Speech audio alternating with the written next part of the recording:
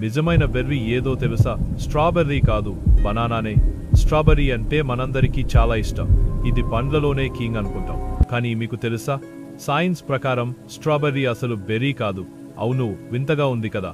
నిజానికి మనం ఎప్పుడూ చూసే బనానా, అరటిపండు మాత్రమే నిజమైన బెర్రీ ఆట. బెర్రీ అంటే ఏంటంటే ఆ పండు లోపల విత్తనాలు ఉండాలి, దానిపై తొక్కతోలు మెత్తగా ఉండాలి. ఈ లక్షణాలు అరటిపండుకు సరిపోతాయి, స్ట్రాబెర్రీకి కాదు.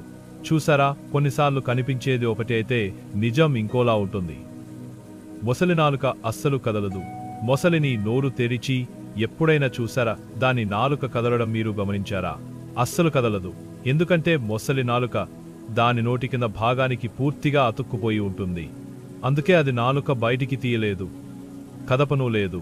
మరి ఇలా ఎందుకు అనుకుంటున్నారా? దాని శరీర నిర్మాణం అలాగే ఉంటుంది. ఇది నీటిలో చాలా వేగంగా ఈదడానికి మొసలికి సహాయపడుతుంది. అంటే మొసలి నాలుక కేవలం ఆహారాన్ని పట్టుకోవడానికి మాత్రమే పనిచేస్తుంది. దాన్ని బయటికి తీయడం, కదపడం కుదరదు.